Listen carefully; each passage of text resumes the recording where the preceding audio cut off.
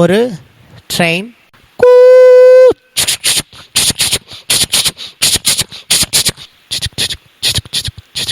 அந்த ட்ரெயின் எங்கே போகுது தெரியுமா? காசிக்கு போகுது. அப்பாவும் மகனும் உட்காந்துட்டு இருக்காங்க. அந்த அப்பாவுக்கு ரொம்ப உடம்பு நலிஞ்சு போச்சு. அவர் நம்மளுக்கு இறப்பு எப்போ வரும் அப்படின்னு நினச்சிக்கிட்டு அந்த பயணம் பண்ணுறாரு. அந்த பையன் அவங்க அப்பா கூட்டின்னு போனார். ஏன்னா அவங்க அப்பாவுக்கு எப்போ பார்த்தாலும் உடம்பு முடியாமல் போயிடுது, எப்போ பார்த்தாலும் தலை வலிக்குது, இல்லை கண்ணு தெரிய மாட்டேங்குது, சரியாக நடக்க முடியல. ஆர்த்தோக்கிட்ட கூப்பிட்டு போகிறாரு. அப்புறம் கொஞ்ச நாள் கழிச்சு கண்ணாடிக்கு டாக்டர்கிட்ட கூப்பிட்டு போகிறாரு. அப்புறம் கொஞ்ச நாள் கழிச்சு வயிற்று வலி டாக்டர்கிட்ட கூட இப்படி அவர் அழைச்சிட்டு போயின்னே இருக்காரு. முட்டு வலி, தலை வலி, வயிற்று வலி, கால் வலி, இடுப்பு வலி, எல்லாம் வலிக்கும் கூப்பிட்டு போகிறாங்க பிள்ளைகளே. அவனுக்கு சலிச்சு போச்சு. அந்த பையனுக்கு காசு செலவாயிட்டே இருக்கு. அந்த அப்பாவை இந்த காசியில் கொண்டு போய் விட்டு வந்துட்டா கொஞ்சம் நிம்மதி, அவருக்கும் நிம்மதி, எனக்கும் நிம்மதியாக இருக்கும் அப்படின்னு போகிறாங்க. ட்ரெயின் போகும்போது அவங்க அப்பா பேசுகிறாரு, நீ சின்ன குழந்தையா இருக்கே, தோல் மேலே தூக்கிட்டு போவேன், நீங்கள் காக்கா கதை கேட்பீங்க, அந்த காக்கா அது பேர் என்ன, காக்கா சொல்லுவேன். அப்போ நீங்கள் கொண்டாந்து கழிச்சு அதே காக்கா இன்னொரு காக்கா வரும், அது பேர் என்ன, காக்கா சொல்லுவேன். ஆனால் எனக்கு உன்னுடைய மழலை ரொம்ப பிடிக்கும், அதை ரசிச்சுக்கிட்டே வருவேன், நான் தொல்லையாக நினச்சதே கிடையாது.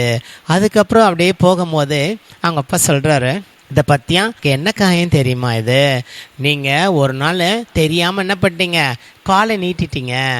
சின்ன குழந்தையா இருக்கும்போது அந்த காலை நீட்டும்போது அப்பா இடறி விழுந்து அப்பாவுக்கு வந்து இந்த காலில் அடிபட்டுட்டு, ஆனால் இதுதான் அந்த காயம் அப்படின்றார். இந்த நினைவுகள், நீ அழுவீங்க, சாப்பிட்றதுக்கு அழுவ, நான் ஊட்டி விடுவேன். அப்புறம் நீ முதல்ல நீங்கள் சைக்கிள் கற்றுக்கும் போது பப்பா அப்படியே பின்னாடி வந்துட்டே இருப்பேன். இதெல்லாம் ரொம்ப ரசனையான நாட்கள். அப்படி அவங்க அப்பா ஒவ்வொன்றா தன்னுடைய குழந்தை கூட இருக்கிற ஒவ்வொரு விஷயத்த நீங்களும் அப்படியே நினச்சிக்கிட்டு வாங்க. அப்படியே பயணம் பண்ணிகிட்டே இருக்கும்போது இவனுக்கு அதெல்லாம் சலிப்பாக இருந்தது. இந்த வயசானவங்க லொடன்னு பேசிக்கிட்டே இருக்காங்க. மழையில் நீங்களும் லொடன்னு பேசுவீங்க, அதை அவங்க அப்பா அம்மா பொறுமையாக கேட்பாங்க. அப்படியே போகுது. வந்து ஸ்டேஷன் இறங்கிட்டு அவங்க அப்பா கையில் பிடிச்சிக்கிட்டு அவன் கூப்பிட்டு போகிறான். எந்த இடத்துக்கு? சொர்க்கத்துக்கு போகிற தியான மண்டபத்துக்கு கூப்பிட்டு போகிறான். அங்கே போனால் பிள்ளைகளே நிறைய அப்பாக்கள், நிறைய அம்மாக்கள் அங்கே இருக்காங்க. ஒவ்வொருத்தரும் ஓ நமச்சிவாயா, ஓம் நமச்சிவாயா, ஓம் நமச்சிவாயா, இப்படி நிறைய பேர் தியானம் பண்ணிட்டுருக்காங்க. அந்த தியானம் பண்ணுறவங்க தான் இந்த மண்டபத்தை எல்லாருக்கும் சாப்பாடு போட்டு நடத்துகிறாங்க. இன்னொரு அப்பா வந்து பார்க்குறாரு, எட்டி நம்ம பிள்ளை வந்து பார்க்கமோ அப்படின்னு யோசிக்கிறாரு. இந்த தாத்தாவும் கையை பிடிச்சிட்டே போகிறாரு, டைட்டாக பிடிச்சிடறாரு. பிடிச்சிட்டு நேராக அந்த அவனுக்கு அறையில் ஃப்ரீ தான், காசுலாம் கிடையாது. அந்த அறையில் அந்த அவங்க அப்பா விட்டுடுறான். விட்டோடனே அவங்க அம்மா, அப்பா நான் ஒரே ஒன்று கட்டி பிடிச்சிக்கிட்டுமா ஒரே முறை அப்படின்னு அவங்க அப்பா கேட்குறாரு. அவனுக்கு ஒரு மாதிரி இருக்குது.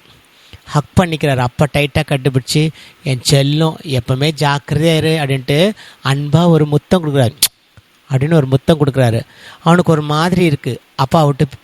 ஆனால் அவங்க அப்பாவுக்கு தெரியும், இதோ நம்ம புள்ளையை பார்க்க முடியாது, நம்ம வந்து இங்கேயே தான் நம்மளை புதைச்சிருவாங்க, அடக்கம் பண்ணிவிடுவாங்க. ஆனால் அவங்க அப்பாவுக்கு மனசு கஷ்டமாக இருக்குது, பிள்ளைய புரியுமில்ல. ஆனால் நம்மளை பாரமாக நினைக்கிறானே நம்ம குழந்தை, எப்படி அது நம்ம அவனுக்கு தொல்லையாக இருக்கிறது. எல்லா அப்பாவும் அப்படி தான் நினைப்பாங்க, நாம் பாரமாக இருக்கமோ. அந்த மாதிரி எண்ணத்தையே நம்ம கொடுக்கக்கூடாது ஃபஸ்ட்டு. ஆனால் இந்த பையன் கொடுத்துட்றான். வெளியே வரதை பார்த்தா ஒரு அப்பா வந்து அவங்க அம்மா கிட்ட அவங்க பொண்ணுக்கிட்ட பேசுகிறாரு. அப்பா என்னப்பா அண்ணன் வந்து உங்களை அப்படி விட்டுட்டாங்களே. அதுக்கு அவங்க அப்பா சொல்கிறாரு, இல்லைம்மா பொண்ணு வீட்டில் எப்படிம்மா தங்குறது, என்னப்பா பொண்ணுலாம் சொல்கிறீங்க, நீங்கள் எனக்கு தங்கணும், எனக்கு உங்களை பார்க்கணும் மாதிரி இருக்குப்பா, வாங்கப்பா. இவன் போய் கேட்கும் போது அவனுக்கு அப்படியே சுருக்குன்னு குத்துது. அப்படியே இன்னும் கொஞ்சம் தூரம் போயிட்டு பார்க்குறாரு.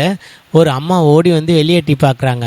இவன் கேட்குறான், என்னம்மா பார்க்குறீங்க? இல்லை, எப்பயாவது என் பையன் வந்து என்ன பார்ப்பானா நான் யோசிக்கிறேன், தனியாக இருக்கேன், யாருமே இல்லை கூட, என் பேரனை பார்க்க முடியல, என் பேத்தியே பார்க்க முடியல, ரொம்ப கஷ்டமாக இருக்குது, எப்படியாச்சும் ஒரு மனசு மாதிரி வருவானோ அப்படின்னு பார்க்குறேன் அப்படின்னு பேசுகிறாங்க. அப்புறம் கொஞ்சம் தூரம் போயிட்டதுக்கப்புறம் அம்மா அப்பா 2 பேருமே வருவாங்க. அவங்களால நடக்கக்கூட முடியல. நாங்கள் சின்ன வயசில் எங்கள் குழந்தைங்கள பார்த்து வளர்த்தோம். ஆனால் எங்களுடைய சொத்து, எங்கள் வீடு எல்லாமே விற்று தான் படிக்க வச்சோம். ஒரு நகை கூட என் கழுத்தில் கிடையாது. எல்லாத்தையுமே ஓடா தெரிஞ்சு என் பிள்ளைகளுக்கே எல்லாம் விற்று படிக்க வச்சோம். என் மூத்த மகனுக்கு ஆக்சிடெண்ட் ஆயிடுச்சு.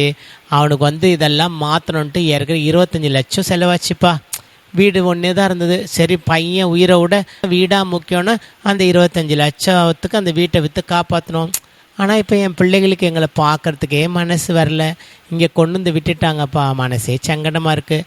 மரணம் எங்களை எப்போ தேடி வரும் அப்படின்னு காத்துட்டு இருக்கோம்ப்பா அப்படின்றாங்க. இவனுக்கு அப்படியே ஒரு மாதிரி மனசு குத்துது. ஒவ்வொரு கதவும் மாற்றி மாற்றி நடக்கும் போது நரகமாக இருந்தது. அப்போ தான் அவன் யோசிக்கிறான், இங்கே இருக்க யாரும் சொர்க்கத்தை தேடி வரல, சாவை தேடி வந்திருக்காங்க. எல்லாரும் அவங்க பிள்ளைகளோட இருக்கிறதா சொர்க்கம்னு நினைக்கிறாங்க. புரிஞ்சிக்காம இங்கே எடுத்துகிட்டு விட்டால் சொர்க்கத்துக்கு போகணுன்னு கொண்டு வந்து விட்டுட்டு போயிட்டுருக்கு அப்படின்னு இவன் அழ வருது. இவனுக்கு வெளியில் அப்படியே வரும்போது அவனுக்கு மனசு வலிக்குது. அவன் பார்க்குறான், அவனுக்கு அப்படியே சுழலுது. இவருக்கு 12th ஸ்டாண்டர்ட் படிக்கும் போது வேகமாக பைக்கில் போய் கபாலம் அடிபட்டுடுது. இதே தான் அவங்க அப்பாவும் அம்மாவும் தான் என்ன பண்ணுறாங்க, அவனுக்கு அதே வீட்டை விற்று அவனுடைய உயிரை காப்பாற்றுறாங்க. அவனை படிக்க வைக்கிறாங்க. நல்ல நிலைமை கொண்டு போகும்போதே அவங்க அம்மா இறந்துடுறாங்க. அவங்க அப்பா தான் அவங்க கூடயே ட்ராவல் பண்ணுறாரு. ஆனால் கல்யாணம் ஆகி அவர் குழந்தைகள் வந்த உடனே இந்த அப்பாவை நம்ம நன்றி கெட்டதனா மறந்து அவர் சொர்க்கத்துக்கு போகணுன்ட்டு அவரை நரகத்தில் விட்டு போகிறோமே, பாரமாக நினச்சி இங்கே கொண்டு வந்து விட்டு போனால் அது எப்படி சொர்க்கத்துக்கு வழியாக தெரியும்னு அவனுக்கு அழ வருது. ரொம்ப கஷ்டப்படுறான். நேராக ஓடி வந்து குடு குடு குடுன்னு ஓடி வந்து அப்பான்னு கட்டி பிடிச்சிக்கிறான். என்னப்பா போலியா நீ இன்னும்? அவரை அப்படியே கட்டி பிடிச்சிக்கிறாரு. தேம்பி தேம்பி தேம்பி அழுகிறோம். அப்பா என்னை மன்னிச்சிடுப்பா, என்னை மன்னிச்சிடுங்கப்பா, நான் தான் தப்பாக முடிவு எடுத்துட்டேன். சொர்க்கத்துக்கு போகிற வழி இது இல்லைப்பா. வயசான காலத்தில் பிள்ளைகளோட இருக்கிறது தான் அப்பா அம்மாவுக்கு சொர்க்கன்றது என்ன மரமண்டைக்கு புரியலப்பா. ரொம்ப நன்றி கெட்டவனா நான் இருந்துட்டப்பா, என்னை மன்னிச்சிடுங்கப்பா அப்படின்னு சொல்லிட்டு கட்டி பிடிச்சிட்டு, ஐயா நான் எங்கள் அப்பா எங்கள் கூடயே கூப்பிட்டு போகிறேன்னு அந்த காசி ரயிலேருந்து திருப்பி அவங்க கிராமத்துக்கு ஏறுறான். ஏறும்போது அவங்க அப்பாவை தன்னுடைய மடியில் படுக்க வச்சுட்டு, அன்புள்ள அப்பா அப்பா, யாருமே உன் போல் இல்லை மண்மேலே, அன்புள்ள அப்பா அப்பா, தாயையும் உன்னில் கண்டேன் அன்பாலே அப்படின்னு தட்டிக்கிட்டே வரான். அவங்க அப்பாவுக்கு கண்ணிலேருந்து சொட்டு சொட்டா கண்ணீர் விடுறாரு. நல்ல ஒரு மகனாக மாறுறான். அந்த மாறி அந்த ட்ரெயின்லேருந்து இறங்கும்போது அவங்க அப்பாவுடைய உயிர் போயிடுது. ஆனால் இப்போ அவங்க அப்பா உயிர் சந்தோஷமாக சொர்க்கத்துக்கு போயிடுச்சு. ஏன்னா அப்பாவை பாரமாக நினச்சி விட போனான். ஆனால் பாரமாக நினச்சி விடாமல் என் அப்பா என் கூடவே வாழணும்னு சந்தோஷமாக நினச்சி கூப்பிட்டு வந்தான். மடியில் அன்பாக படிக்க வச்சான். அந்த அன்பே அவருக்கு இதமாகி அவருடைய மனசும் ஆன்மாவும் திருப்தி அடைஞ்சி சொர்க்கத்துக்கு கிளம்பிடுச்சு.